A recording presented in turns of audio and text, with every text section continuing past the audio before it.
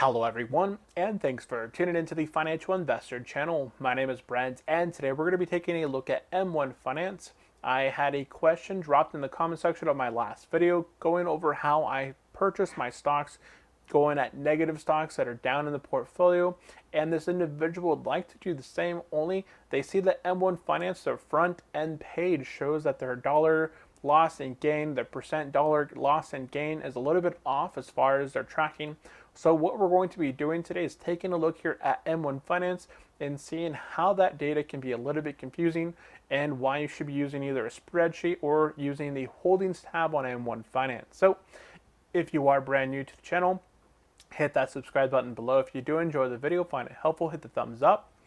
And if you have any comments, questions, going over anything in today's video, drop it in the comments section. I always appreciate all your guys' feedback, as well if you have any positive, anything to add, drop it in the comment section as well. And let's go ahead and get into it. So I'm going to go ahead and flip my screen around here and go ahead and share the question with you guys. So Big Red Machine asked the question, hey, I'm a bit confused by the money weighted system here overall. M1 Finance has a weird way of reporting. It can be a little bit confusing. And I would like to use the same system as you to utilize for determining what stocks I want to rebuy, using value, percent loss to buy it into the dips while attempting to capture the ex-dividend. However, in determining what to buy, M1 reports throw me off. For example, when I'm looking at an individual stock, M1 will report the average price, which I assume is the average price the stock was purchased at. So that's one of the first things we're going to look. We're going to take a look at M1 Finance, see the average price, and see if it matches up to my spreadsheet. Okay, that's the first thing there. One stock I own states that the average price is $42.50. The current price of the stock is $44.50. Yet it is a loser for me. M1 attempts to explain that the money weighted system is used, so I am not viewing this correctly. Please let me know if you have experienced the same issue and if you can explain the M1 phenomena. So let's go ahead and take a look there if we can see that M1 Finance has a tracking issue on the pages and make it, if it does have a way of making it confusing. And I already know the question there is, it is a little bit confusing here on the front end. So we're inside here, inside the M1 Finance portfolio. I'm going to go ahead and sort this by gains. And here, I'm going to go ahead and move to the middle where we have some of our stocks here that are either negative or positive by sort of a very smidge. So some of these here can fall into being positive or negative. Now, if we're clicking here on Johnson & Johnson, this is showing here that my market gains, I am down $3.52. My percent return is down 0.79%. Now, if I scroll down here, my shares, 4.51961, and our average share price is 138.64.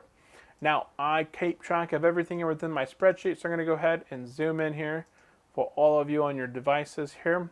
Now, Johnson & Johnson right down here, 451.961. Does that match? 451.961. Okay, so I have the correct amount of shares on my spreadsheet. And now my average share price. Is my average share price 138.64? So I jump over here, look at my average share price, 138.64. My cost basis is 626.59. Cost basis 626.59. Okay, that is all correct. But if you take a look here, we can see here that this is showing my market gain is down 352.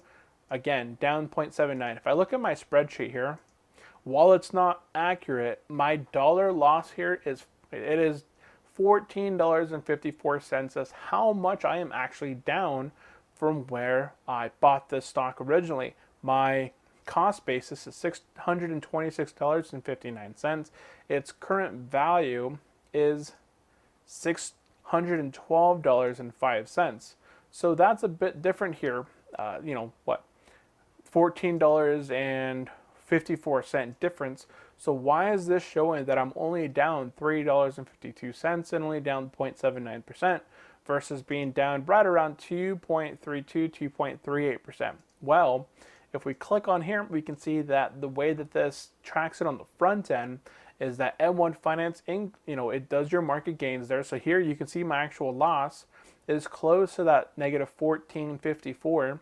This is showing negative 1453, but it's also including my earned dividends. It's wrapping my earned dividends that I've made since buying and holding the stock over the last year. I am up in dividends $11.01, which offsets my market loss of $14.53, showing that I'm only down since my initial buy. Because I have been paid cash into the account, my actual gain for this specific stock is only down $3.52 and a loss of 0.79. Whereas here, this is showing a little bit different. Now, this can also go on the, the way that his tracking was showing. He, as far as showing the average price, that is correct. The average price that you're showing inside the M1 Finance individual stock is correct as far as tracking. But here, where it states that your buy price is $42.50, the current stock price is right around $44.50. Yeah, it's a loser in the portfolio. Now, if I go to my winner here, my Walmart stock, Walmart, if it wasn't for the dividends, this stock would actually be negative. Inside my portfolio, this stock is only up $4.47. It's only positive by 0.72%. A little bit, if I went down $4.47, I would actually be in a negative position in the stock here on the spreadsheet. But over here on M1 Finance, I'm up $13.99. I'm actually positive 3.05%. Again, it's because of these dividends. Market gains, I'm up $4.47, but I've made earned dividends of $9.52, which pushes up the gain, pushes up the actual percent return, and kind of throws off the number. So here, if you had capital, okay, so if you have maybe like a MLP and you got paid out capital, what's it called, capital distribution to you, your stock, what is it called, the stock price, that could probably throw the calculation off there a little bit. That may be what is causing it. Instead of earned dividends, you got paid out some sort of capital payout to you, which took it out. You don't have the market gains or losses there. It's probably some sort of weird tracking issue there. So I would want to ask, what specific stock are you having this issue in, where you're showing that your buy price, your average buy price is higher, or is higher than the actual stock current price? Because that could be where they shot out some capital appreciation to the specific holder. They didn't pay them out dividends. It's like an MLP. They pay them out sometimes with capital distributions, and they just kind of pay them out of the stock price instead of giving them a dividend. So that could be there where it's a tracking issue. So here, this stock is actually almost basically negative here. I'm only up 0.72 and $4.47. So tomorrow, if Walmart were to drop $4.47, this stock would technically be negative. You can see here that my average price for this one is $98.67, and the current stock price is $99.39. So tomorrow, this one could drop to the stock price could drop to $98.60. So the market would actually be low, meaning the average share price would be higher, but in the portfolio wise, it would actually probably end up negative, even though I was higher here, average share price wise, just because of the way that the market gains and the dividends are in there. They would probably show up a little bit different. So the front page here is confusing, and I wouldn't recommend using it in order to track your actual return of your portfolio, because again, it wraps those dividends in there. $1.77 here, it wraps it in there. So what you want to do here, if you want an accurate number, jump over to the holdings tab. So here on the holdings, we'll set this alphabetically. We'll go down to Johnson & Johnson. Here we go. Johnson & Johnson is showing a loss of $14.54. Does that look a little bit better compared to here? Loss. $14.54, that's correct. My percent loss down 2.32. That's really accurate. 2.32. These percent here, the calculator here that I use to track my percent loss, they don't track the loss as well as it tracks the gain here. Walmart, for example, we can take a look here at Walmart. Should be down here towards the bottom. This is showing 0.73% positive. My Walmart here is 0.72. So positive numbers show up more accurate than negative numbers in my calculation, just the way that I do this. Let's see here. So, but this one here, you can see Walmart only up 0.73 here, whereas it's up 4% on that front end screen.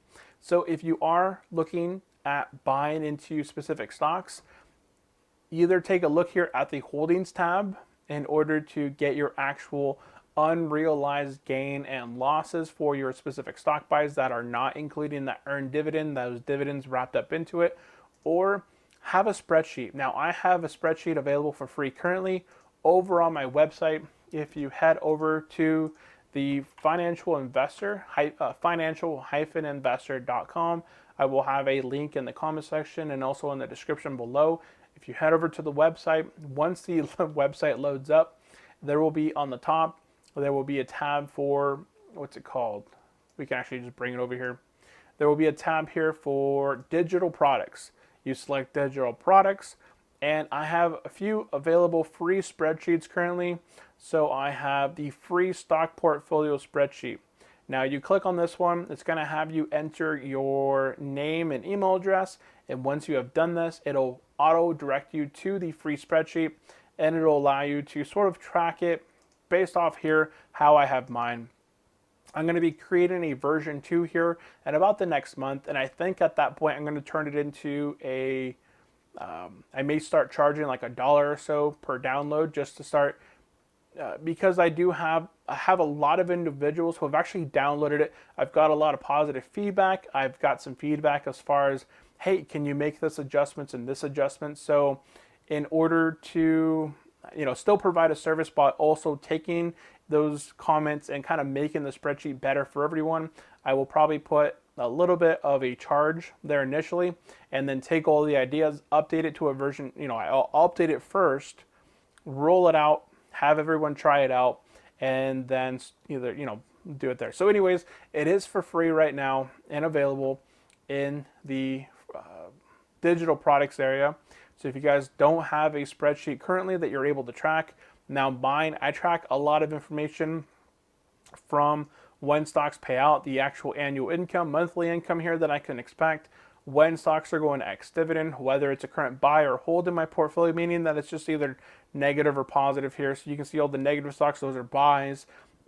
How long a stock has paid and grown their dividend, their payout ratio. Every month I go through and update my 1 month performance, my actual buying performance for the specific stock.